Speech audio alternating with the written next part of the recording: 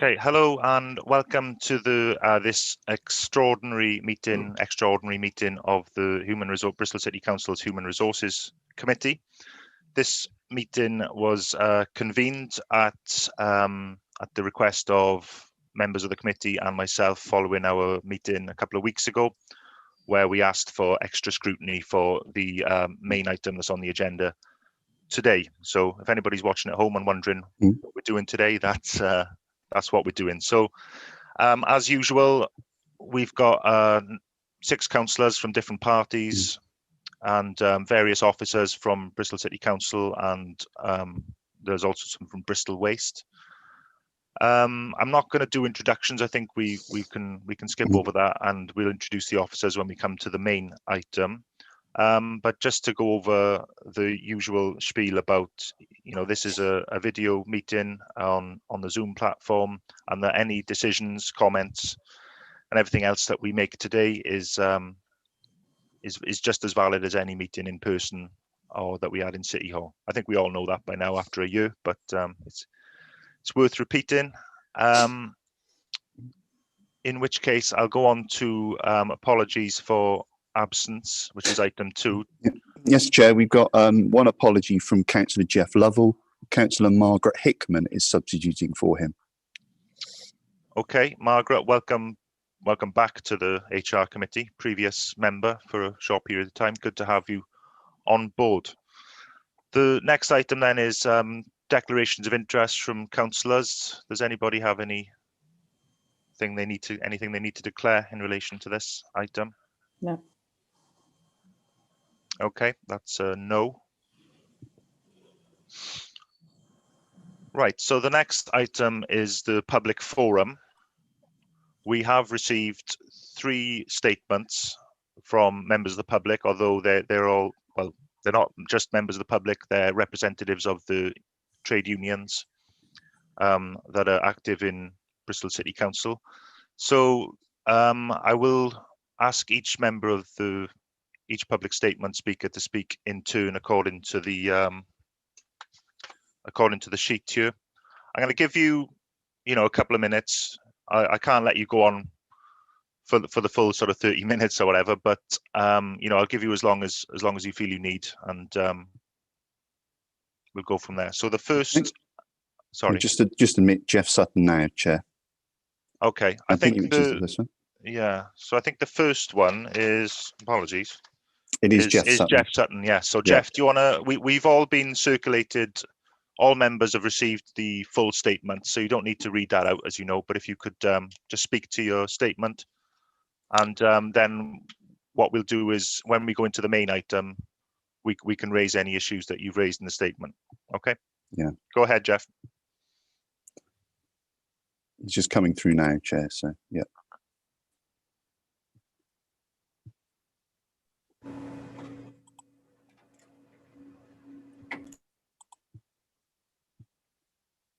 Can you hear us, Jeff? He's just been admitted into the room. Okay. Can't see him there. Ah, yes, he's there. Can you? Yeah, we can hear you now, Jeff. Yeah, the floor is yours, Jeff. Go ahead.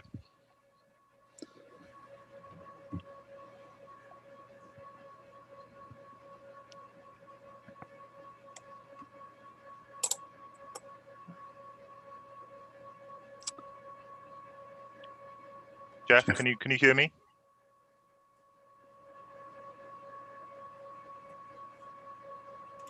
All right, okay. I guess so he's having some technical problems. Should we move on to the next one? I'll admit Steve Davis in. Yeah. Oh, Tom Merchant, I think it is actually. Okay. If you could just find a way of letting Jeff know that he can come back in. We haven't kicked him out or anything. Tom Merchant, yeah. So Tom Merchant is Unison rep. Connecting through now, Chair.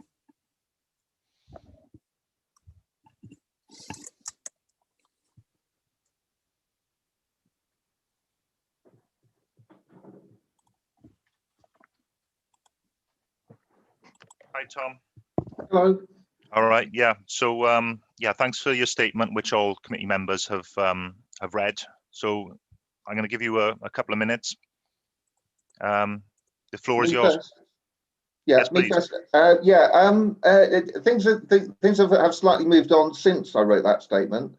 I was asked by a stakeholder, how do I know whether the rights won't be transferred over to the new company if I hadn't engaged with management on this issue?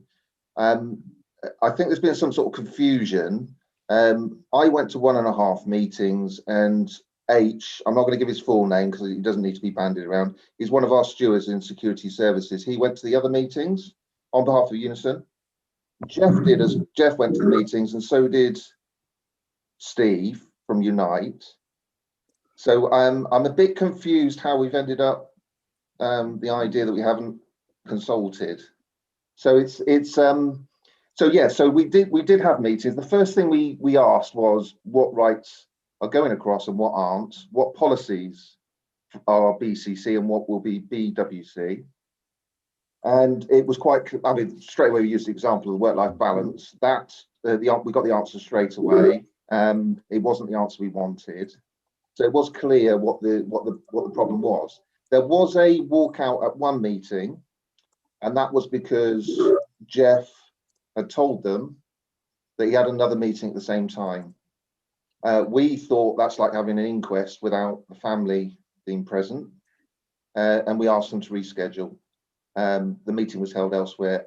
H, on behalf of Unison, turned up to that. So you can check management can check their notes as to who was at the meetings. So yeah. So you've seen my statement. Yes. It's a sort of clarification from what happened from the previous meeting. You know, there's some ideas about what stage we're at, what the law is, and it's clarifications basically. Plus, I've included my previous statement just for references.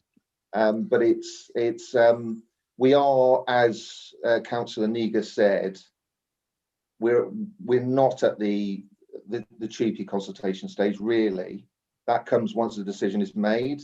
As Councillor Negus said, we are asking, is this the right thing to do for the organisation? And we're lobbying for that at this stage. At the consultation stage, as I pointed out in my statement, there will be no opportunity to talk about whether or not it should happen. So that's why the lobbying is taking place now. So that's basically what I have to say. Thank you very much. Okay, thanks, Tom, and yeah, thanks for your statement. There's a lot of detail in there, so it's really good. We will raise some of these issues, I'm sure, when we come to the main item. Members will be able to raise it on your behalf. So thank you, Tom, for that. Next public statement is from, we'll go to Steve Davis, Unite rep, if he's ready to go. Just admitting him now. Okay, Sure. and then we'll go back to Jeff once he's sorted himself out. Sorted his technology out, I should say.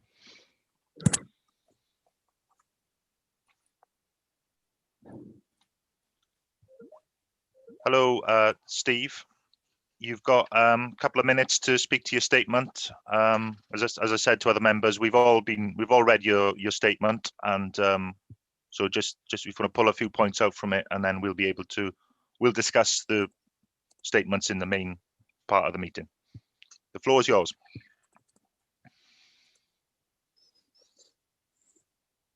Sorry, I had you both on YouTube because I couldn't get into the meeting and I was listening. Is it me now?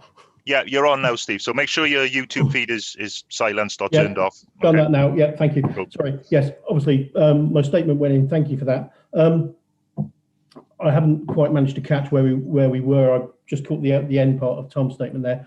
I mean, it's quite simple. The statement's in. We feel that this proposal offers nothing that can't be delivered in-house. There's no proven track record by Bristol Waste Company to be able to deliver the services. There are services such as Cash in Transit, which have turned down opportunities to take on the work that's been offered here by other authorities, not because the staff aren't capable, but because of a lack of management imagination. And to punish the staff in this way is wrong. In fairness to the current management, this is an historic problem. It's been going on for some time, but a problem that we should fix inside Bristol City Council, not one which we should farm out to another company. We should look to be delivering excellence from within and not hoping that someone will do it for us. Cleaning services and security services carried on throughout the pandemic. Security staff across the country were shown to be at greater risk of becoming infected than most workers, yet these staff have continued to work throughout. And now we're rewarding them in an uncertain time by depriving them of the protections offered by Bristol City Council, removing access to redeployment and putting them in a situation where they're likely to be, at best, in a 2-tier workforce, more likely in a 3. And who's to say what will happen with Bristol Waste in the future? It feels to me far more like we're trying to prop up Bristol Waste than we're trying to deliver Bristol City Council services effectively and efficiently. And this is, it's privatisation by another name. To dress it up as co-sourcing doesn't change what it is. I mean, you can put a pig on a dress, but it still squeaks like a pig. This is not the way that we should deliver the services, and it's definitely not the way that we treat our staff with respect. Our staff who have worked tirelessly throughout this. Now, my statement, makes a point and goes through the paper that was put point by point. I don't intend to do anything further with that, but essentially, there's just no.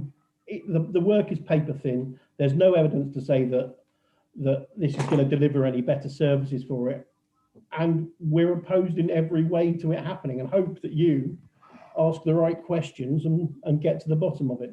That's really all I have to say. Thank you.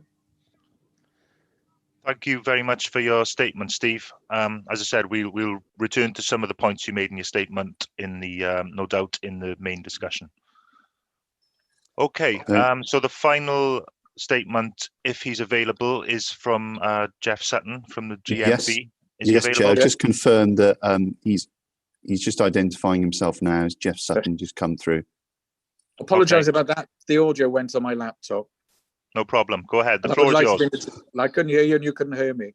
I won't go through all my statement because it's quite a long one. Just a few questions here along the line and a couple of bits and pieces from me. Is what did happen to the consultation with the unions? I was invited to some Q&A sessions, but no consultation. Where's the business plan that will transform these services? Obviously under new management.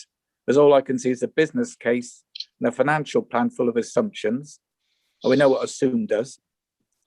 Where's the contract? What are the penalty clauses? Why do staff with Bristol City Council to have better health, well-being, workshops, helplines, regular bulletins have to move from the council? Can't the council do anything like that? The movement of more and more service into Teckles will negate the reason of having a council. Bristol is in danger of being run by a corporation with the mayor as chairman and the current chief executive as CEO. Is this what we really want from Bristol? To be run by a company at the risk of being taken over by someone like Capita? Is that what we really want? The staff and unions have been misled by the current management,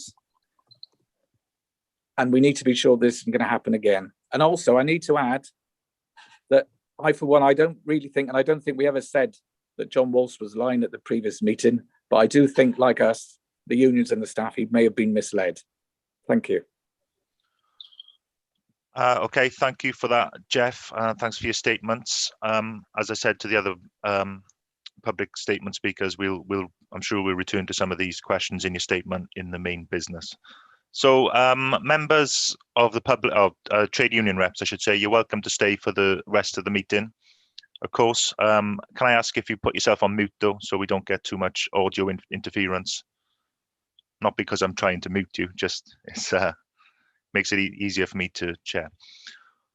Okay, so that concludes the public statement section of the meeting. So we'll go on to the main business, which is the transfer of facilities management staff. So I'm trying to find my agenda. That one.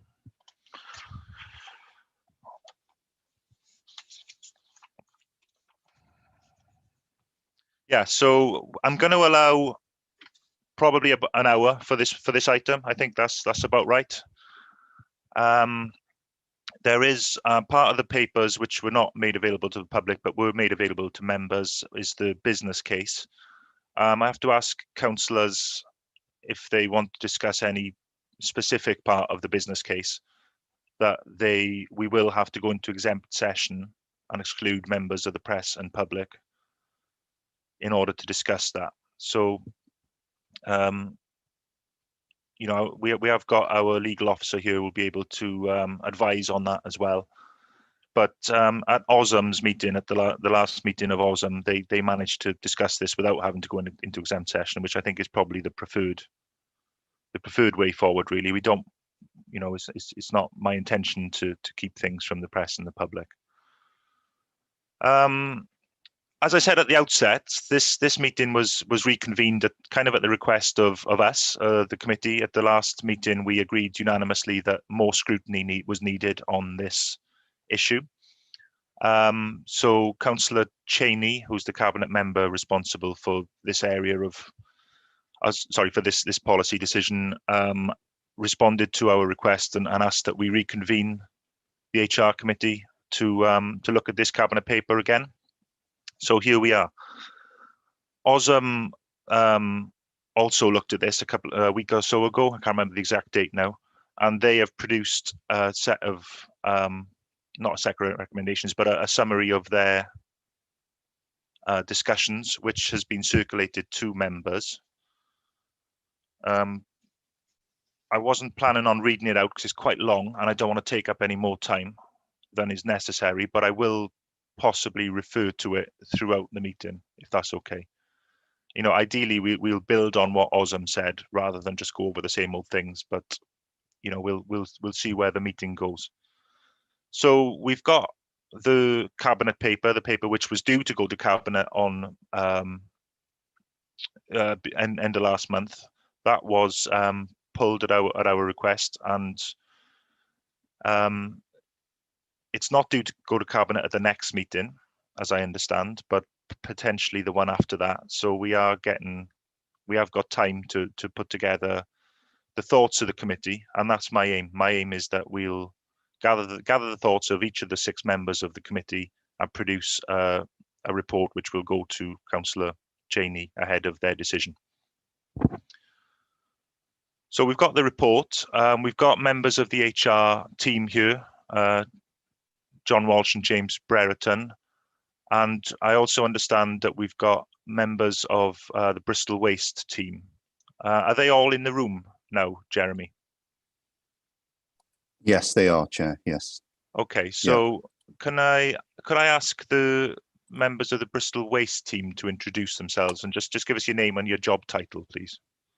So maybe we'll go with Frank Rodriguez first.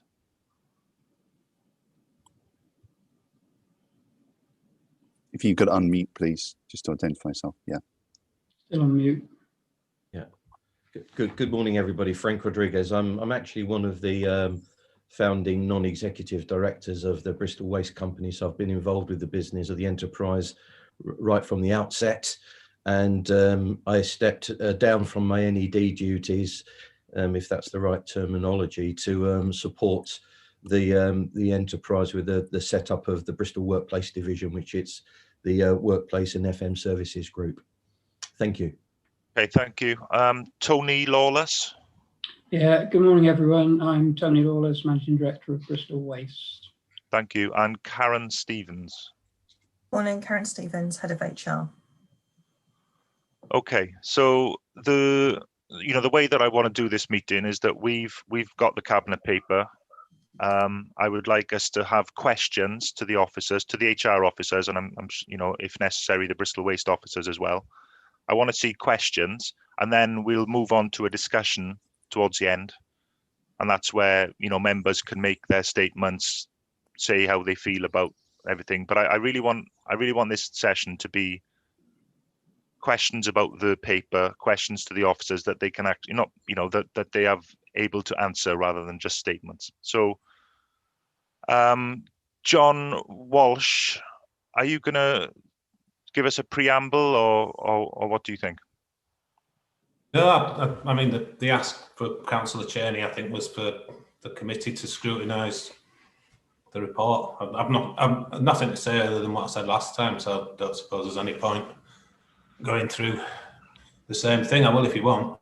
No, okay. I think that's reasonable in that I don't want to waste. I can see your hand there, Richard. I don't want to waste any time. We have had a verbal update from you, and there was also the report to OSM. So I guess we can go straight to questions. Richard, you've got your hand up. Is that for a question or a clarification? A question, Chairman. Okay, can I just stop? So we move on to questions. So questions will be put through the chair to the HR officers. I'll go with Richard, and then I can see Ruth had a hand up. So Richard, go ahead.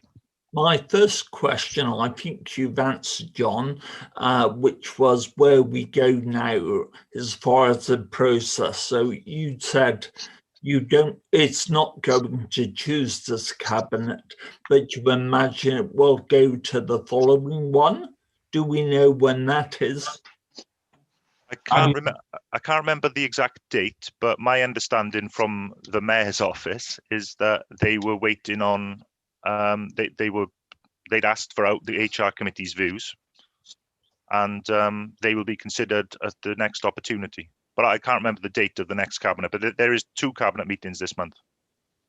Well, firstly, I appreciate that, because clearly, if it went to Tuesdays, there would be precious little time. So I think that's sensible. Firstly, my only other question is to John Walsh. John, you may recall there was, shall we say, more light than clarity last time.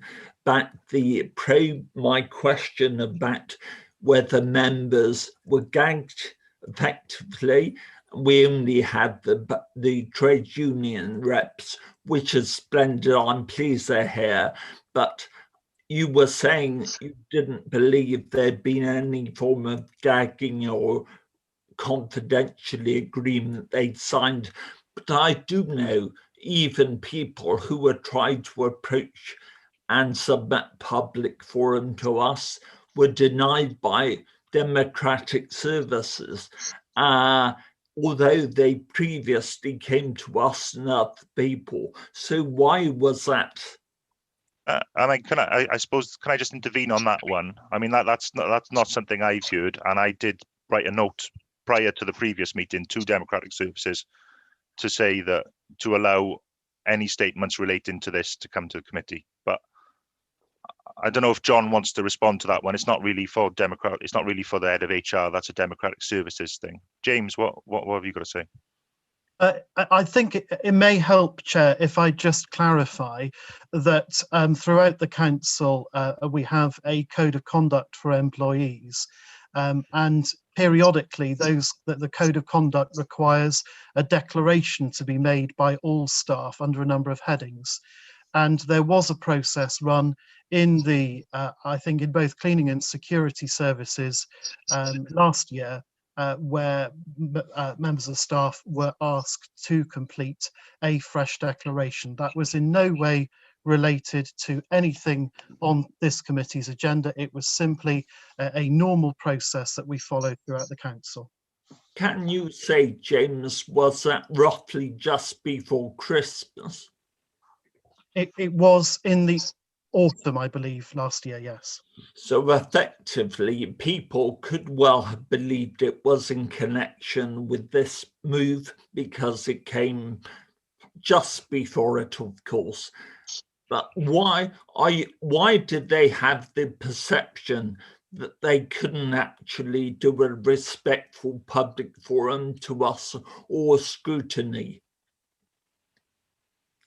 I don't know on that point, Councillor Eddy. I think it is, to respond to your former question, it is possible that there may have been some confusion, but I would just like to give the committee my assurance that it was entirely unrelated to the proposal that is before you today. I appreciate that, and I appreciate John Williams' attempts to actually open up the process, but I've seen copies from members, staff, colleagues, of the responses from democratic services when they tried to submit statements. So effectively, they were stopped. My apologies, Chair, I wasn't cited on any correspondence with democratic services, and I'm not aware from as in my role as an HR person or of local management, any attempts to stifle any sort of discussion. In fact, my observation is that management in this situation have very much had an open door approach, and have gone out of their way to meet with people who have concerns and questions. And I'm sorry that there are some people who feel that that's not the case. And I would urge them to make contact with me or my colleagues, and we'll do whatever we can to assist. Okay. Sorry, Richard. Can I just intervene there? I mean, I think obviously what you're asking is about democratic services. So I was wondering if Jeremy, who's our democratic services officer today, would respond to that. Yes, Chair. I wasn't clerk for the last meeting, and certainly there wouldn't be any situation which we would refuse anyone understanding orders right to speak, provided they were complied with the relevant requirements understanding orders. There is obviously a time scale within which people have to submit a statement. But if they did, we would always submit that. So I wouldn't really be aware of why it was something like that would occur. I can say in relation to this particular meeting, though, we've only had 3 statements, all from the trade unions, all of whom we've heard, and we've had nothing else. So, and as I said, I specifically wrote to Steve, who's the usual Democratic Services officer, prior to the last meeting, to tell him to allow all statements to come from anybody, because there wasn't a sort of formal agenda item for this one. It was under Chair's business, but I knew that people might be interested. I did say to allow all statements to come. So he told me that they didn't receive any statements, and that's true. I won't prolong this issue, Chairman. All I would say, if people, and I know I've seen people share responses from democratic services, if they thought they weren't able or risk their jobs if they put it forward, they wouldn't today, of course. Well, okay, that's fine. Can you raise that then with whoever the appropriate team is, monitoring officer or whatever, because obviously that's a complaint that needs to be taken forward. But you're right, I don't want to take any more time on this where we need to be looking at the actual issue at hand. So, sorry, I've got a lot of hands up. I will get to everybody, but Ruth was first. Okay, I'll keep it to questions because I have got comments, but I'll leave those. So the first one's really around the consultation. So we've had a consultation process. We haven't seen any actual outcomes of that consultation in terms of what were the issues raised, what things did staff say on that. So that's one part. I'm confused now by, I think it was Tom who said that once the decision's made, that if the decision is to move, there will then be another consultation process. So I'm trying to understand how these different consultation processes will work and what the connection is between them, but also the connection with the consultation in the Equalities Impact Assessment. So the Equalities Impact Assessment identifies some overrepresentation in terms of people from African origin, people over 65. Then the idea of an Equalities Impact Assessment is you then look at that and then you mitigate what you've come up with, in terms of the decision. Is meant to influence the decision making. What it says in it under the mitigation is the mitigation will take place after consultation. So there's nothing in the Equalities Impact Assessment that indicates that that has actually influenced the decision making. And it says it's going to do the mitigation after the consultation. And I don't know what consultation. I don't know whether that means the consultation has already happened, in which case there should be some mitigation in the decision, or if it's the consultation that's going to happen. So if somebody can kind of clarify that and what things can be negotiated in the next bit of consultation. If there's going to be further consultation with the unions, what sort of things can be on the table in terms of the HR terms and conditions well-being of our staff at that point? So that's the first question. The second question is really around Bristol Waste Company and its HR and its HR policies and its governance. And I'm just wondering in what ways staff have there in the same way as they do in the city council to raise their issues. So is there equivalent of, for example, equalities staff-led groups? Is there equivalent of an HR committee where concerns can come? So I'm just wondering from Bristol Waste Company how we can be assured that any staff that move over will have a wide range of mechanisms available to raise any concerns about their terms and conditions if they move over. Okay, thanks for the question, Ruth. James, do you want to respond?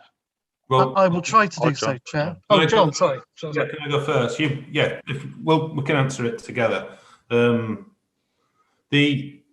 first bit of the consultation, Ruth, is as soon as you're aware that there may be some changes to staff's current employment status, you are required to consult, even if no decision's been taken. So that the first consultation is about that. The feedback that we got from the staff then resulted in us providing a frequently asked questions document that went out to all members of staff, and that was quite comprehensive. I can't remember the number, but I think there was over 50. You'll know more about that, James. But there was a large number of questions that were asked that we responded to, and that went out to all staff. And then all the way through that, staff have been able to either meet in groups, which they have been doing with us, or meeting individually if that's what they wanted to do. So that was the initial consultation bit. So we have to do that anyway, no matter what decision is taken at Cabinet, which we have done. If there is a decision taken to go ahead with this, and I don't know whether there will be or not, should that happen, then we would begin consultation again, because there would be a TUPE process that we would follow, which would involve the contract, the terms and conditions, that type of thing. So everybody would be entitled to know what would be happening to them individually. And that's that sort of consultation. So we'd be doing that with all the staff, and it'd be a similar type of thing. We'd have meetings with them, one-to-ones. We'd be doing FAQs, frequently asked questions, to try to allay any fears, and also we'd be doing that with the unions if they wanted to. With the unions, and it's just I think it's an important point to remember when talking about this. And I'm not this isn't having to go at the guys in the room. It's the national policy of all trade unions is to object to any staff transfer out of the council. It doesn't matter how good it is, they will object to that. And quite rightly, the guys are following their own union's lines on that. So when we're saying it's like a local thing that is only happening here, it would happen at any council in the country where there's a potential to transfer staff out of there. But in terms of the consultation process, that's where we're at with that. James, if you want to add anything to that, that'd be good. Yeah, can I sorry. Yeah, come back in, Ruth. Yeah. I kind of understand the legal processes. What I'm trying to work out is the second bit that's going to happen. What leeway is there to actually negotiate changes or differences in terms of terms and conditions? Is there anything that can happen? I know you have to consult with the individuals, but it says it somewhere in the paper that you, I think yourself, John, and Councillor Cheney are delegated with responsibility for negotiating those terms. And I'm just wondering what is on the table. If this decision happens, what is on the table? Yeah, and what can be negotiated? Yeah, well, from my point of view, there's nothing to be negotiated, because I'm not going to change the terms and conditions. So it's quite an easy one, if I'm being honest. The things we'll be negotiating with Bristol Waste will be on the terms of the contract, in terms of the finances and the cost of the contract, the monitoring of it, that type of thing. As I've said, the staff's terms and conditions we are not allowing that to be them to be affected through this transfer and through the length of the transfer. And Tony and Frank from Bristol Waste, who we've been talking to throughout the process, have agreed to that. So it'll be quite an easy. The thing with this is the transferring of the staff from one entity to another, which is the worrying bit for the staff. I mean, we can only say to the staff, look, everything you've got now, you will have when you transfer, and we'll make sure that's protected through the length of the contract. And it will be in the contract. Normally on TUPE, you would, and I think that's probably the wording that's in this, is you do, if you're going out to a company like Capita or someone like that, and I wouldn't ever recommend that, but if you did, or if we did, there'd be a series of lengthy negotiations taking place, because they would be trying to change aspects of terms and conditions that they could get away with doing that wouldn't be part of TUPE, if you like. So that's a different type of negotiation. This one is about protecting the staff, which is what I've always said. James, I don't know if you've got anything. Sorry, can I just intervene? Just because you did mention the unions there. Tom wants to just make a point of clarity, I think. If you could briefly, Tom. Yes, very briefly. I'd just like to mention there are the occasional TUPE transfer that's entirely an ordered transfer without a massive fight. For example, the WECA transfer that we did last year. They're public sector, fully protected. They've got a better sickness policy than Bristol City Council has, democratic oversight, all the rest of it. So, you know, there was an entirely ordered, satisfactory, negotiated discussion there, and the guys, for example, the disabled members of staff got their parking spaces. It was all perfectly rational and ordered. So I just wanted to point that out. We do have national policy against we're against going outside the public sector. Thank you. Okay, yeah, thanks, Tom. As I said, I think because you did mention the union's position, I think it was only fair to let them have a right to respond to that. Ruth, there was a second part to your question, which was more directed to Bristol Waste. I don't know if you want to. And I haven't got the equalities bit either yet. So the equalities impact assessment says there'll be mitigation, which should be mitigation in terms of the decision making following consultation. But I don't know which consultation it's following and whether any mitigation has happened, whether that equalities impact assessment has had any impact at all on the decision making. Okay, who's answering that? James? Hi, Ruth.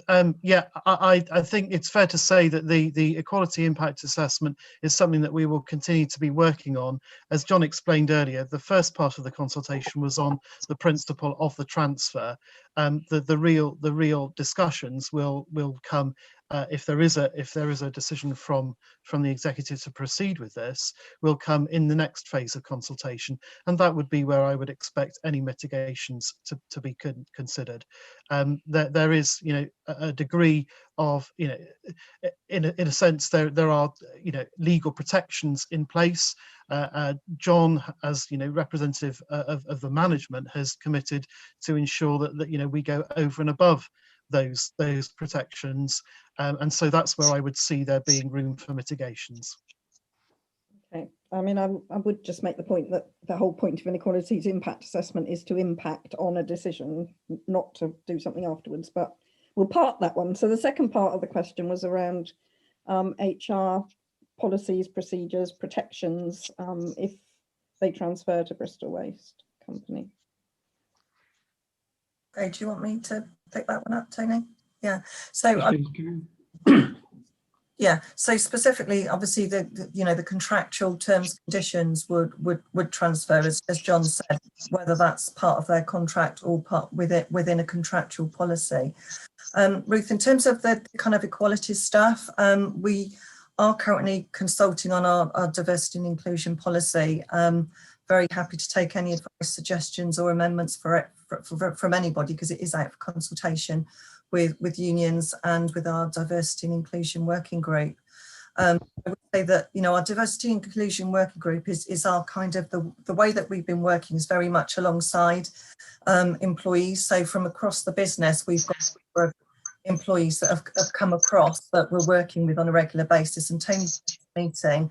And, you know, as we see it, there are kind of eyes and ears from across the business, and in a very good place to advise us on, you know, what support is needed out there, creative ways of reaching out to the communities, any barriers in terms of attracting diverse candidates. So we have asked them a couple of times if they want a kind of their own kind of staff-led group, because we're very happy to kind of facilitate that and set it up. So that is something that was kind of discussed and suggested at the last meeting. So, and we'll come back to that. And in terms of kind of support for them, if there's any issues as such, our holdco will deal with any whistleblowing kind of claims and such that will if they should come out. Ideally, if there are concerns or anything, you know, what we try to do is very much is look at things at the lowest possible level to kind of, you know, resolve any issues or any problems. But I mean, ultimately, you know, there is HR, there's in terms of unions, and there's obviously formal procedures. Okay. Just to add to that, Karen, we also have the HR committee as well, similar to this, that we run as well, and a number of other programs that we participate in, like the Step Up program as well, just to add to what you just said. Okay, thank you. Ruth, I'm going to move on to other members if that's okay. Yeah. Thanks for your questions. Paula O'Rourke was next. Thank you. I think really what we're here to do today is sort of make a value judgment about the costs and benefits of this transfer decision. And I'm looking at my questions, and I fear that I've sort of put my scrutiny hat on a bit more than just my HR one. But I do sit in both camps, and I hope that maybe you'll give me a bit of leeway. So I'll ask 3 very quick questions. The first one is from the Cabinet paper. It says that this decision that this area will sit outside PAYMEC, and I would just like to have some understanding of why that is the case and what are the benefits of that. I think that's probably for Tony. The second one is about, I've been told I talk about JEB, the Joint Executive Board, and in the Cabinet paper you talk about the core application in relation to corporate landlord. And I just wanted to know sort of what assurances or what benefits, or, you know, so what assurances does that give us? Does it give us any assurances to sort of think that this is a good decision? And the third one then is, at somewhere along I've read that there's going to be a further phase of scrutiny, and I'd like a bit more detail about when that would be, what it will be. So again, you know, this is a very thorny subject, obviously, and I think that we as members have to make a decision between what's best for, you know, the taxpayer, the organisation, and the staff. And I'd like to be able to think that as a result of this conversation this morning, or some further conversations, we can make a value judgment on what's the right thing to do. That's what scrutiny is about. So those 3 questions. I think maybe it's Tony. Yeah, I'll pick up on the first one, Paul, with the PAYMEC. The PAYMEC was set up really for around the waste business, because it's quite volatile with the recyclate value that goes up and down. It can vary quite considerably. So that was put in place really to allow us to give more money back to the council when recyclate rate was a lot higher, and for the council to support Bristol Waste when it dropped down. So it's not really in line with this contract. It has not really affected what we're doing here. It was a mechanism set aside to do that. So just for clarification then, this element, any profit and growth and all of that in this element of it, nothing comes back to the council. It's all Bristol Waste. Yeah, it's that percentage going into the. Yeah, there's 2 things, Paula. There's the savings that when you read through the business plan, the big part of it is the savings, and the majority of savings all go back to the council. Any money that is made, any surplus that is made by Bristol Workplace is either reinvested back in the business or in some way goes back to the council. Okay, thank you. There were three questions I think you had. Yeah, so I'm interested again. I mean, I know we can't talk directly about the business plan, but Husanara has said that I can talk about the Joint Executive Board and this idea of sort of co-sourcing. Can you tell us a bit more? I suppose in a way, what I'm looking for is some more detail about the continued care of employees, or how employees are going to be managed afterwards. Yeah, well, I can speak from the Joint Executive Board is basically myself, David Martin, who's the Head of Facilities Management for the Council, Tony and Frank, who are in this meeting. And we would be working on monitoring the contract from the Council's perspective monthly. At the moment, we meet weekly and sometimes fortnightly. So that's how we would be doing it. I think we do need I do think, and I'm not talking about Bristol Waste here, I do think we've got contracts, and we still do have, I think, in the council, with various providers where, you know, the monitoring of them is probably non-existent in some cases. Well, we're not going to do that with this one. And in fact, Paula, and I'm on a limb here with the other people, but, you know, in terms of scrutiny of that as well, I'd be more than happy for you to attend that board meeting if you wanted to see how we approach it, where we look after people and how the contract's going. And then if you had any concerns, you could take that back to scrutiny or to this HR committee. But yeah, I'd be more than happy to have you on board if you wanted to be. Cool. Just to add to what John was saying, you know, the other intention of the Joint Executive Board, or JEB as we call it, is to absolutely make sure that senior executives from both of our organisations are engaged in the operation through life. I'm sure that, you know, many of us will have seen operations where, you know, things are contracted out and you have a sort of a missile analogy of fire and forget.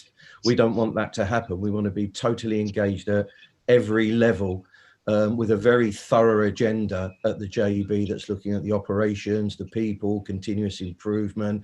It is a very thorough agenda, and it's a key ingredient of our approach. So just to add to what John just said. That's it. Thanks.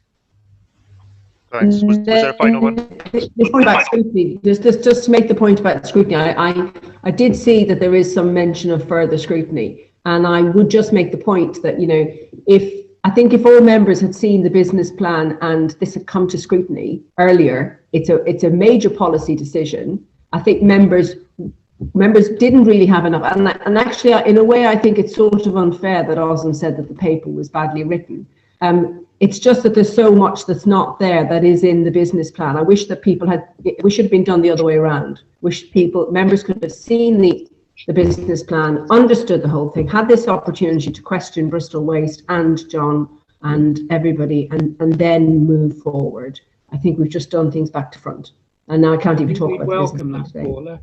I mean, there's been a huge amount of work has gone into the business plan over quite a length of time. We've presented the plan, the ideas, and we've been scrutinised, as I've said earlier, since the start. So any scrutiny, any of the councillors that would even want an individual presentation of what we're doing, how we're doing it, where they want to talk to us, you know, completely and utterly still on offer. Okay, thanks. We'll go with Marg next, please. Hi. Marg Hickman, hiya. Hi. Some of my questions have actually been answered as from Paula and Ruth's questions. But I actually wanted to ask something quite specific. The ward that I represent is Lawrence Hill, and many of the women, particularly, and some men who work in security, but many of the women who work in the council as cleaners come from Lawrence Hill, and they're from the Somali community. And I just haven't quite gleaned how people whose language isn't first language isn't English, how they have been incorporated into the consultation.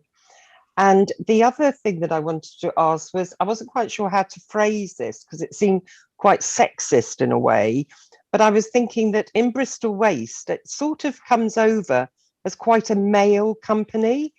And that's partly because so many men do the waste, come down the streets and clear our waste, etc., etc. And I was just wondering whether any consideration had been put into the fact that, you know, so many of the cleaners will be women, and how they will be absorbed. I was gratified to hear somebody mentioning that you're involved in the Stepping Up programme in Bristol Waste. I'd like to know how many people are involved in that from Bristol Waste, because there is the issue about Somali women particularly. There was a whole research project taken in Barton Hill, which organised by Bristol Women's Voice, which identified so many Somali women there and the barriers that were stopping them progressing. And I think it's something that's really important that I'd just like to hear what Bristol Waste comment on that is, but also from Bristol City Council, how the consultation, the women, the Somali women were involved in that, and their views were taken on board. Well, Councillor, it's Frankie. I mean, I come from Spanish origin, so Well, I come from Irish origin, but it's like so does Tony. About Somali, yeah. Yeah, no, exactly. The point I'm trying to make is this sort of thing is very close to my heart, and both Tony and I have been involved with the Step Up program, and Professor Christine Bamford, who you know, right from the outset, right to the point that they invited us earlier this year to join their board. So we're actually also now active members of the board, and we've had a number of ladies go through the program that we have sponsored, and are very proud. In fact, I've got the certificate from it. We're very proud to be involved with that program. We think it's a fantastic program, and I'm probably one of its biggest advocates and sales reps for it. So forgive me.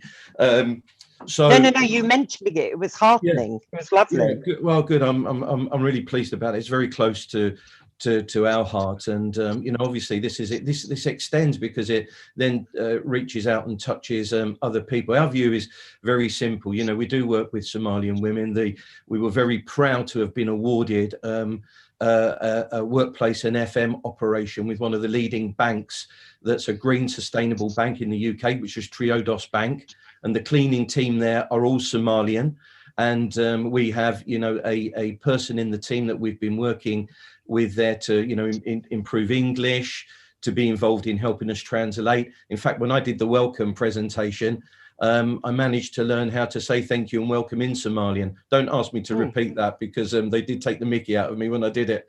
How delightful. That's so lovely. Yeah, no, it was, they appreciated. I did offer them the challenge that if I spoke to them in Somalian, they needed to learn to speak to me in Spanish. But I'm still waiting for that one to come back to me. During the initial consultations that John talked about earlier, we've engaged with some of the senior supervisors so that they can cascade, because as you know, we're in a COVID situation. There's 150 odd cleaners. It's very difficult, in this situation that we're in, to get everybody together in a group consultation. So we did it through cascade briefings using the supervisors, and one or two of those were nominated as the Somalian translators, so that could cascade down. And then we've had proper translators on hand to answer any questions that have been formally submitted if needed as well. Our commitment to this is second to none, I believe, and we have every intent of continuing with it. That's why we're main board directors of the Step Up program now. So sorry about the long-winded answer, but it's a bit of a passion for us. Just to follow on from one of the earlier. There's no such thing as Somalian. There is no language called Somalian. There are no Somalian isn't the word. It's Somali is the language, and Somali people. Yeah. So, there's Somali community. It's a Somali community. Yeah. We show them the respect of using the right name for their language and their people. I will do. My apologies. Yeah. Thanks for that clarification. Just to follow on one of your earlier questions as well, about the male to female ratio. Yes, it is male dominated. It's possibly the type of work we do, but we do have female operatives out doing the recycling and the waste. We've got a female operative who's a trained mechanic as well. And the pay ratio, the females are actually paid slightly more than the men, and that mainly because I suppose it's office, but we really do welcome female applicants to any of the jobs that we do. Okay. James, I think, didn't you want to clarify something about the consultation? Thank you, Chair. Frank has rather stolen my thunder. Just to reassure Councillor Hickman that we do have the benefit of a number of multilingual colleagues in the cleaning service in particular, who have been very helpful to us in translating where needed to all colleagues in the information cascade. And as we go forward, we'll also be providing in the more detailed consultation that follows if this proposal is accepted, there'll be more translated materials available as well. So we are absolutely committed to being inclusive in our approach. That's fine, but I'd quite like to, I think that's good, but I'm just wondering how in the monitoring of this, if it does go ahead, whether some aspect of the cultural issues that I was bringing to the table could actually be put on that monitoring, because I actually do think there's a real issue about women going into such a male orientated organization, even though I hear what they say, what people have said from Bristol Waste about the fact that, you know, there are women doing all different jobs, and I'm sure that's true. But I just think that it's something that we need, if it does go ahead, that needs to be looked at, because I think we should have a, you know, we have a duty of care about that. Yeah. I don't know how that could be done, but I'd like it, and I'd like to be reassured. Yeah, we could. If anything, if there is ever, if there is a decision to go ahead, we can look at that as part of the monitoring contract. Councillor Hickman? I think it would be really important, because I think it's just really important that particular aspect, which is quite minor and often would not have been looked at, needs to be, and it's really key for all of the women workers who will be moving over, I think. It's a really good point. Yeah, I think that's something we can look at, can't we, guys? We can add it to the JEB agenda, John, quite easily. Yeah. Okay. Okay. Gary, sorry to keep you waiting, but if you've got a question, and remember, we'll do questions now, and then we'll have a discussion afterwards. Yeah, I mean, a couple of questions to start off with. Firstly, we had a report in front of extraordinary general meeting of full council just fairly recently that referred to the governance and the way that actually the subsidiary companies, the wholly owned companies, are actually managed and run and scrutinized. And basically, we unanimously agreed that we would make certain that the recommendations from the auditors were followed. I cannot see any reference to those requirements here in a major decision which affects a wholly owned company. And quite frankly, they go back to some of the questions that have already been asked previously about this being done the wrong way around. So in other words, we make the decision, we hand it across, and then we're not allowed to actually in detailed scrutiny of exactly what's happening. So why have we not, in actual fact, got a checklist provided for us that all those requirements with regard to the auditor's report being fully complied with the way this decision has actually been made? And the second thing I'd like to ask is basically of John, and that is, I saw a public statement about the unions walking out of meetings. We heard a statement from unions earlier that basically there was one meeting where there was a clash of commitments, and that one then could not proceed.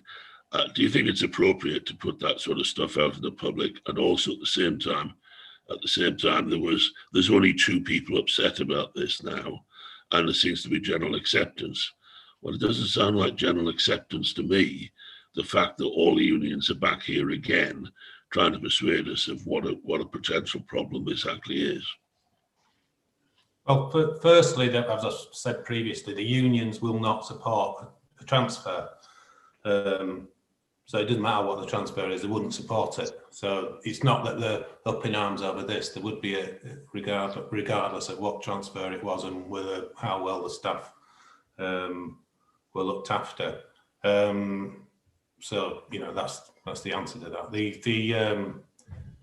Which parts of the audit report are you saying we've not followed? Recommendation. I'm saying that there is a checklist that was provided for us by the auditors, which we as a council unanimously agreed we would make certain is actually actioned and taken into account when decisions are actually made. I see no reference to that with regard to what's actually proposed here. And there are several aspects of that in terms of governance, etc., which actually, having quickly flicked through again this morning, don't seem to be addressed at all. And it's a matter of reassurance for this committee, surely, to make certain that we're following the proper procedures.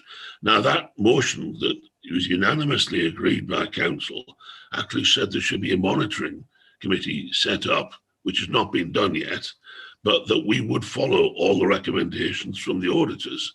And now I know it was occasioned by the disaster in Bristol Waste, but the points were general to all the wholly owned companies, because we have a strange situation here. If we transferred out on an organisation nothing to do with the council, we wouldn't expect to be able to scrutinise in detail how things happen on an ongoing basis. We're being sort of semi-reassured here that everything will be okay because it's owned by the city council. But everything I've seen causes questions, and we seem to have the cart before the horse. Well, again, I think you meant the disaster Bristol Energy. Is that right, Gary? Just Bristol Energy, John. Yeah, just you said Bristol Waste. I just want to clarify that you were talking All about right. Well, Bristol I mean, it's the disaster with Bristol Energy that occasioned the inquiry from the auditors. Yeah, but they made comments regarding all the wholly owned companies. Sure. Okay, that's fine. Sorry, officers to respond, please. Well, again, there isn't. You need to give us an example of what you're talking about, because and then I'll answer it. We won't have done everything that's been done on this has been done correctly. If you can show me examples where you think that's not the case, then show me what they are, and I'll answer the question. But that's just not really. That's a sweeping statement of saying about something that was agreed. Because I think, you've got this is a separate thing, but I mean, the council fully 100%. I think every member approved the Bristol Waste being coming an entity and being a tackle company for the council. If this, and including all the members that were around who were in this meeting, and if there is any aspect of this that we've done that you think breaches anything, just tell us what they are, and then I'll answer the question. But going a big broad brushstroke like that about everything and saying you give us assurances, I'm giving you assurances, I'm telling you that everything we've done is right. If you can show me where that's wrong, then please tell me. Okay, point taken on that one. I've never seen anything, that's all, John. Never seen anything, just words. Okay, I understand that, and I do appreciate what you're saying, Gary. And I was obviously at the full council meeting, yes, and approved that. But I think what you're saying has merit, but I really want to try and stick to the issue of the transfer. I know it's relevant, but it's I don't want to get bogged down in procedure and things like that. So what was I'm sure you had a second point somewhere, Gary.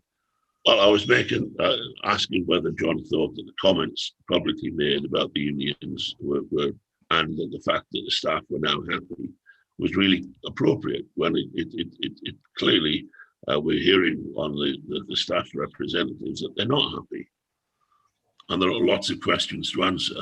I mean, and I think the point that was alluded to by Paula earlier, basically, and actually Ruth, in that we basically, if this actually goes through, our ability to actually scrutinise and to make certain things are done in the right way to protect the staff are massively diminished.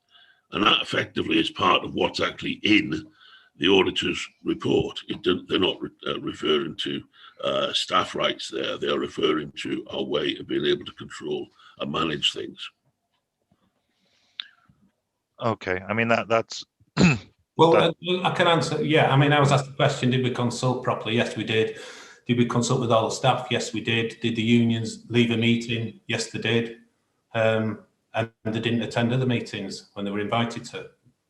But that's nothing against. I'm not being discourteous to the unions about that. That is what happened, and that's what I said. And I don't think there's anything wrong with saying that. Okay, I think possibly I possibly might agree with Gary in that when you're having discussions with trade unions, it's probably best to leave that, keep those discussions private to an extent. But so I do take your point, Gary. But sorry, John, I didn't release any statement to the press. Not to the press. In the paper, you said in the paper. Yeah. Anyway, Paula, do you want to make a point on this issue, or is it a separate issue? I just wonder whether it would be a good idea maybe to refocus ourselves a little bit and consider what we can consider. You said we've got about an hour, and that hour is nearly up. and a lot of people, we're talking, we're asking questions, but what can we actually achieve? Are we aiming, and this is a genuine question, are we aiming at the end of this meeting for us as the HR committee to recommend this cabinet paper or not? Do we have time to do that? Is that possible? No, Or, are there still questions that, so questions that have been brought up by the statements from the union, do ask questions at a more elemental level. As an HR committee, maybe we are, it's our remit to be concerned about the TUPE transfer and the HR element of it. But there are broader issues about the policy decision. So therefore, you did a value for money survey for opting out, and I've read a lot of really good stuff about integrated services and all of those things, but I don't really feel that members have had the opportunity to fully scrutinise the decision today. And not being able to see the business plan, it's madness being able to try to make a decision or to comment on this if we're not fully able to completely understand the whole area of the transfer, not just the TUPE of the people. So, I don't really know how we're going to come to anything real today, apart from just more talk. I would suggest, and I'm afraid I'm the person who's always putting these suggestions in, causing trouble, but I think it would be really useful. It's been fine this morning. It's great to clarify some things, but actually this is something that does need to go by scrutiny. And I think what it needs is members to sit around, look at the business plan, go back, ask the questions that need to be asked, and then I think that members could come to a decision as to whether they supported it or not. And I've read a lot of good stuff. I'm not saying this from the point of view of thinking that we need to stop this, put the brakes on. Well, maybe we do need to put the brakes. There is a proper democratic oversight. Well, we do have the business plan available to us, and we can go into exempt session to discuss it if you want. Oh, I'd be happy to do that. But you said that you haven't had sight of it. I've had sight of it, but I can't talk about it with other members. Oh yeah, sure, yeah, okay. Sorry, Ruth's sorry, I will come back to that, but Ruth's just waving furiously. Sorry, I just think we need to be really clear about our role as a committee, because we're an HR committee and our terms of reference don't lead us to anything in relation to this decision. It's not our decision to make. We need to be looking at the HR issues, I don't think we do need to be looking at the business case and the finances. That's not our role. It went to OSM. OSM scrutinised the wider issues. Our role is to look at the HR issues, which I think we have focused on today. And I think we need to be saying something in relation to that. I think there's a dichotomy here, because we're being told that staff don't want to move over because they really like the security and all the positive things about the city council, but we're also being told that the reason for moving over is because there hasn't been good investment in supervision and in training and development and whatever while they've been in the city council. So there's a bit of a dichotomy here that we're looking at, really. But I think our role is to look at the processes that have been followed, to make sure the right process have been followed, and to see if we can make recommendations about how in the future we can protect these staff and their terms and conditions and make sure they've got the best possible situation if they do transfer over. But whether or not they do is not our decision to make. So I think we need to be really clear about that. And I'd be willing to put forward a kind of motion of some sort to kind of clarify, really. Well, I do agree with that to an extent. I've, as chair, I find myself in quite a, I've had a lot of discussions over the last couple of weeks with members, officers, union reps, and everything else. It's not my intention to referee an industrial dispute, essentially, which is what this is becoming. I have to chair a committee which allows members to have their say on, like you say, the process, really, and that the HR officers are doing what they're supposed to be doing, which is our job to hold them to account. But I'm happy to listen to what members think about this. And I see Councillor Eddy's got his hand up. I see others have got their hands up as well, but I'll go with Richard first. I'll be very brief, Chairman.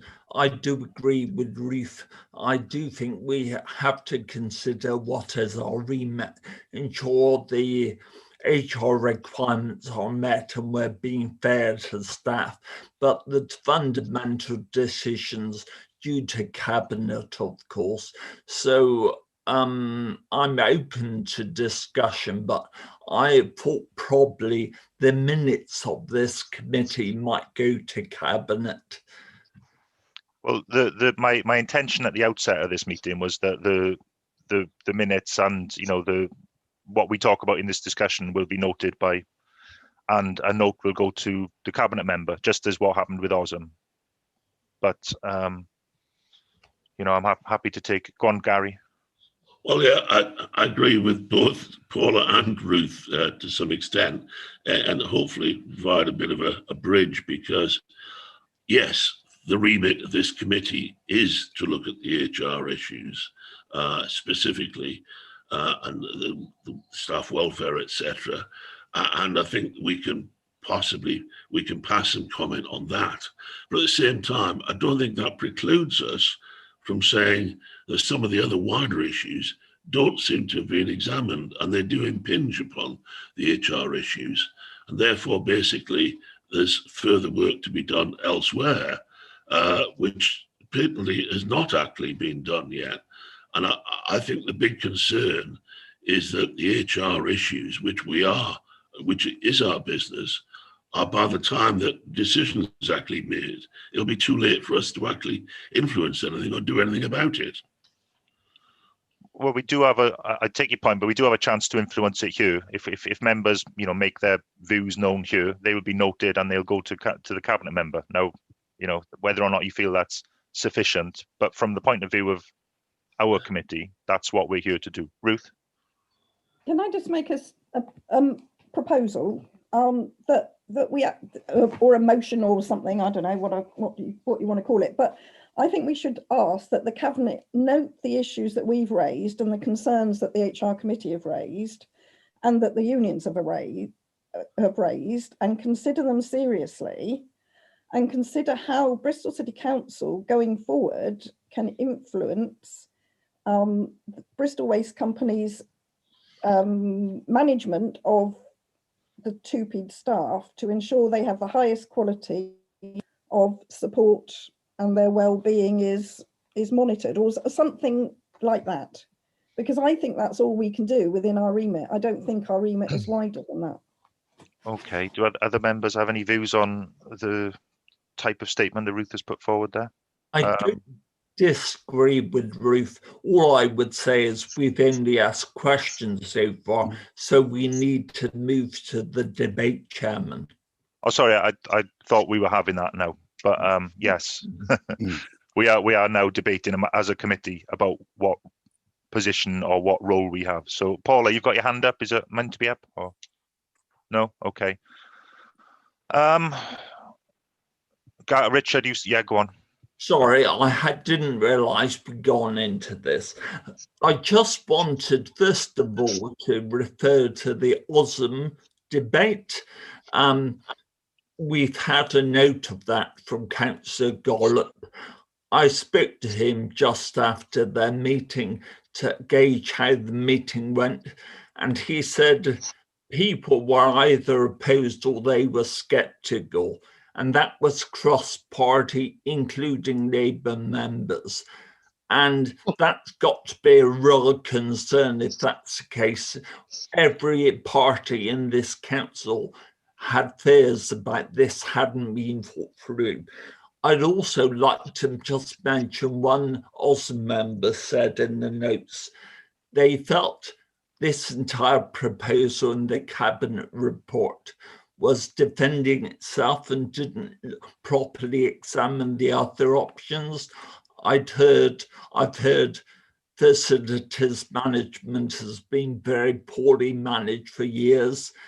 And I did ask at the last meeting, when did the security staff last had a job evaluation? Mark Williams told me it was 17 years. even though they do 50 different tasks now. That sounds appalling. I would quickly like to say, I do not believe, based on the evidence, that Bristol Waste has the experience of wider cleaning and security to do this task. I do not, and I've spoken at length about the lack of meaningful consultation. I don't believe what I've been told, I'm afraid. I don't believe there's been any feedback from our external customers, particularly for security. And I've been told that many of them are very, very concerned about this. Finally, as other people have said, I think this is fundamentally about shoring up financially Bristol Waste after the disaster of Bristol Energy.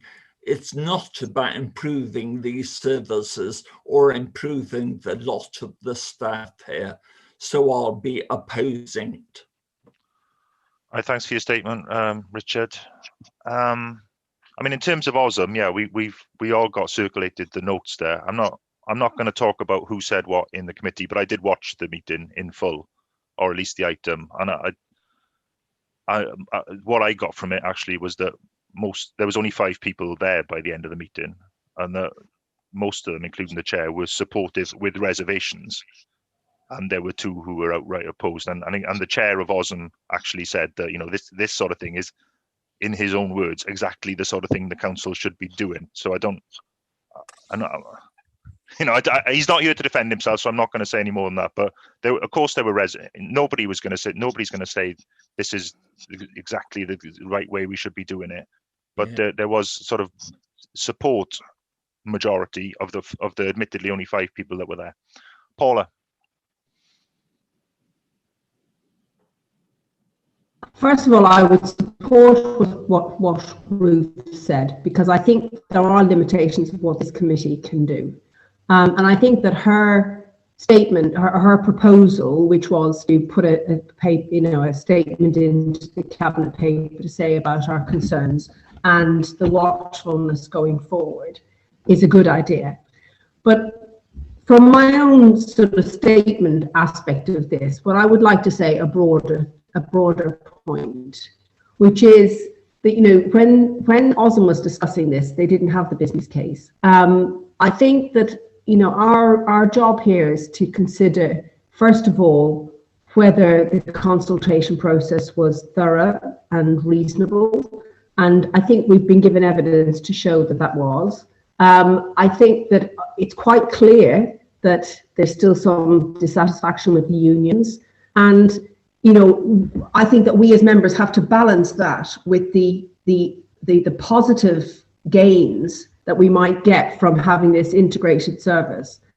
I have read the business plan now, and now that I've read the business plan, I feel a lot more confident to support this, because, you know, and I go back to something that I've said before, that systems are moving very quickly. This is a move to commercialism that I would like to have a further and a more in-depth debate about, because it's a really major policy decision, and it seems wrong that we're doing it in this very limited forum this morning, but I accept that this is the way it's going to go. I just think that we need to put a marker into the sand to say that in future, if these major decisions are being made, the cabinet member and the senior officers really need to consider that these changes need to come to scrutiny, because if we did it the right way around, members would have the information that they need to make a judgment about whether this is a good policy decision to change things quite as dramatically as they are, and to be able to ask questions about, you know, what other people are saying there is, you know, why did we choose this route rather than just, you know, resource the management internally? What are all the benefits of it? We're not going to have an opportunity to discuss that, and I think that's unfortunate, because members could be a lot more confident about this. But I ultimately, since I can't have what I want, which is proper scrutiny, I will accept the burden on myself, which is, you know, actually, I mean, I know it's very emotional language, but I do feel the burden because I'm having to make my decision myself about the business plan and going forward without being able to discuss it with other members, which would give me comfort. But I think that Ruth's proposal for this morning is the best that we can do today. And I just think that maybe things in future should be done slightly differently. And if I can just reply to, you know, Richard. Sorry, Tony, very briefly, please, because we have to wrap it up. Just 10, 15 seconds. One of the reasons we do want to go out and present to the different councils is to give the experience we've got. I mean, you say we've got no cleaning experience. We've got over 100 operatives out cleaning around Bristol, using some very technical equipment, some difficult equipment, and you know, not only cleaning the streets, but graffiti and all sorts of things. So we do have huge experience. Plus, within the management team, again, we could explain when we have more time, the experience we've got with cleaning, security, and just FM in general, going back 20, 30 years, is quite vast. So to have a statement saying we don't have the experience and we don't have the sort of the background, it would be great for us to respond to you and tell you, you know, to fill in the gaps, if you like. Point taken, Tony. Thank you for that. So, Paula, as a chair of scrutiny yourself, I respect your views on this, and I guess I'm asking, you know, as somebody that doesn't chair a scrutiny committee, that how we proceed with this, because I do want to wrap up now. Gary, quickly. Yeah. Well, basically, yes, it's not had the scrutiny. The way that you would do this, if you're interested in really examining whether this is to be recommended, is that there would be thorough scrutiny of the reason why you want to transfer the staff.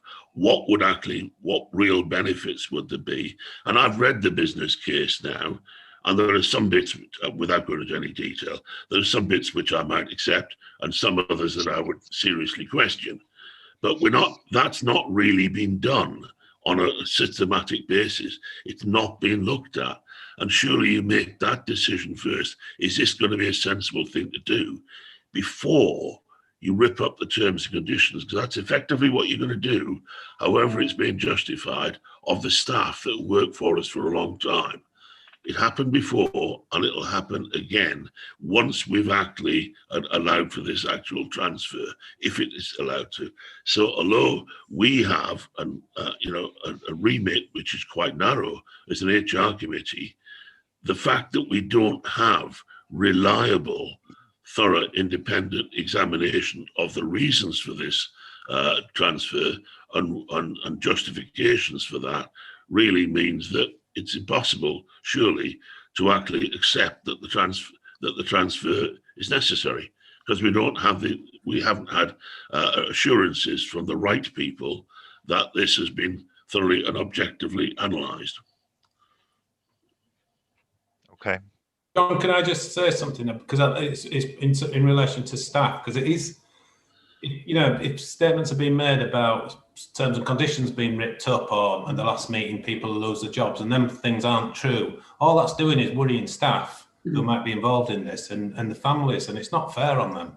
You know, it has to be factual if you're going to say things like that. Well, yes, I'll tell you how factual I'll be, John, because reference was made by the unions to their previous manager, that was Tracy Morgan, and it was actually the case that we were told that it's going to be a matter of her being transferred, no problem at all. After that, what happened, John? Because we know that was not the case of a senior staff member being treated fairly. Okay, that's an issue concerning an individual member of staff, and I don't want to get into that now. Okay, I'm not trying to silence you or anything like that, but that's something which we shouldn't be discussing in public forum. So sorry, can everybody that's Paula. Can we just try and maybe bring this to an end then? So what we're going to do is, how about if we have a situation where we put forward Ruth's proposal with the stating the limitations of this committee, and her request, which is a bit sort of meaningless in a way, but asking that it's staff are looked after or whatever was in that, but also as a request from the HR committee to ask for this to come to scrutiny. There is time for that. you know, I don't think there's any impediment, you know, there's nothing that, if this is going to go to the April Cabinet Committee, we could have it come to OSM before then. And I think it would be right and proper for it to be, but I don't think we can, I think all we can do is ask for that. So in short, Ruth's proposal about the limitations of the HR committee, plus an ask that it does go to scrutiny. But just to clarify, because I'm no expert on scrutiny committees, it has been to OSM. The business plan hasn't. The business plan was in the papers for OSM. I don't know if anybody wants to contradict me on that one. Well, that's a surprise to me.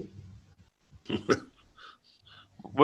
mean, I wasn't at that part of the. I wasn't at that part of the meeting, so. Well, I was watching the meeting, and there was the possibility that they would go into exempt session to look at the business plan, but they didn't. The chair didn't feel it was necessary, so there was opportunity for. I'm not against the idea of further scrutiny, but it does seem like, you know, asking OSM to look at the paper a second time, with HR having looked at it already as well. It's you know, where are we going with this? Like you say, scrutiny's obviously got limits within this council, which, you know, I take issue with as a backbench councillor, of course, but there's a limit to how much we can keep asking scrutiny to look at things. Look, Richard and Gary, I have to wrap this up. I'm really sorry, but it is 11:30. I've gone on longer than I thought. So, I mean, Ruth's motion, which I think sounded like something you'd written down. I don't know if you want to. Would it help if I read that out, Chair, because I made a note of it? Okay, yeah, that would be good. Yeah. Yeah. So it's that the committee asks Cabinet to note the concerns raised by the committee and trade unions, and consider how Bristol City Council can influence the Bristol Waste Company's management of GP staff to ensure the highest level of support and well-being for them. Maybe we could add into that, because I was thinking on the top of my head, really, and report back and monitor and report back to the HR committee throughout the contract, because that way we still are able to look at any concerns if it appears that the terms and conditions do get changed or anything happens during the course of that contract. Yeah, I think you'd have to request Cabinet to do that. Yeah. Right, well, does anybody want to propose that then? I want to amend it. Okay, go on then. Well, can we just clarify, first of all, is somebody seconding that proposal from Ruth Pickersgill? I will. Okay, so we've got a seconder for that. Okay, and then if there is an amendment, we take the amendment next. Yeah, I'm happy with what Ruth actually said there, but I think that we need to add to it by saying that we accept what full council's recommendations from the other day with regard to governance, and to make certain that any decision on this is taken in line with the recommendations of our auditors. Okay. I mean, that doesn't seem unreasonable. Yeah. Do you want to propose that and somebody second it? Well, I'm proposing that as an addition to what Ruth's actually said. Yeah, okay. Just to clarify, with Ruth, first of all, just clarify with Ruth, would you be happy to just automatically accept that? I'm happy to have, to say in line with any auditor's recommendations. Fine. Yeah. So if that's automatically accepted, then you can just vote on that with that inclusion of what Gary's just said. Okay.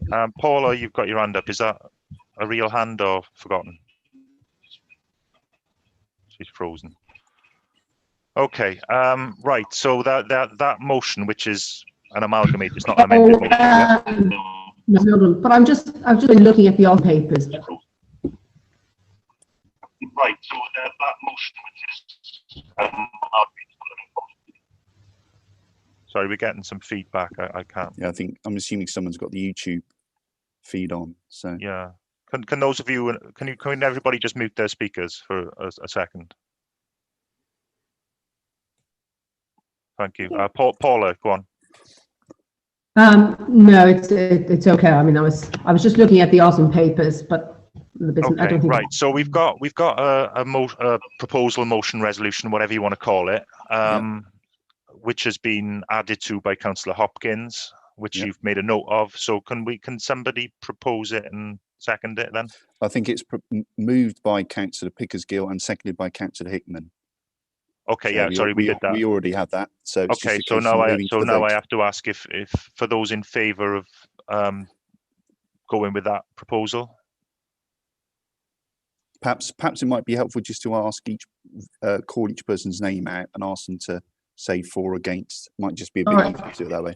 Okay. I know it's going to be really annoying, but could you just read it out again? Because I was looking at the Osm papers, and I'd like to just hear it properly. Yeah, it's the cabinet be asked ask cabinet to note the concerns raised by the HR committee and the trade unions, and consider how Bristol City Council can influence Bristol Waste Company's management of GP staff to ensure the highest level of support and well-being for them, and also that to take account of this, also of the auditor's recommendations in relation to these types of companies, which are made through full council.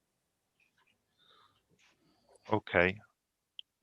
So hopefully, in the spirit of some sort of consensus, we'll put that one forward. It has been moved and seconded. So I'll ask Gary, for or against? For. Councillor Eddy? Against. Councillor O'Rourke? For. And I'll say for as well. And obviously we've got the mover and the seconder. So is that everybody? Just formally, just check with Councillor Pickersgill and Councillor Hickman. Okay, sorry, Councillor Pickersgill? For, yeah. And Councillor Hickman? For. Right, okay. Yeah, so that is 5-1 for against, Chair. Okay, 5-1 for against. Okay, so, it's not ideal, this. We all understand the limits of scrutiny. We all understand what we voted for last time, which is to try, we all want to increase the role of scrutiny.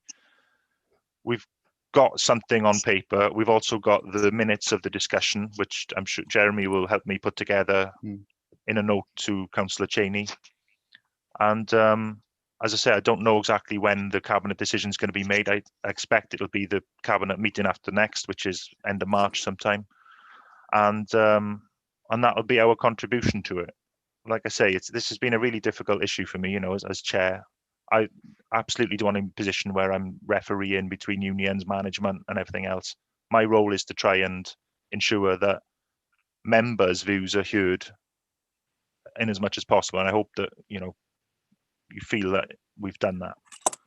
So on that note, I mean, Gary, you've got your hand up. Yeah, can I just suggest that the notes that we got from Osm should be incorporated as effectively a matter of a public statement in the same sort of way, because we did consider it, but at the moment, the public looking at our meeting would not know that. Yeah, okay. I'll liaise with Democratic Services about how that can be incorporated. It's not, I'm not exactly sure how that's done, but we will do something. And do you mean just to clarify? You mean in terms of just adding it to the website?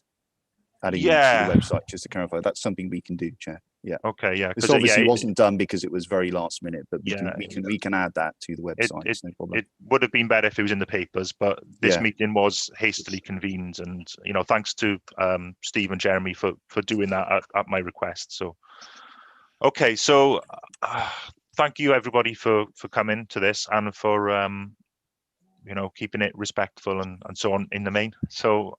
The next meeting of the HR committee, normal one, is due to be 29th of April. So until then, thank you, and I will close this meeting.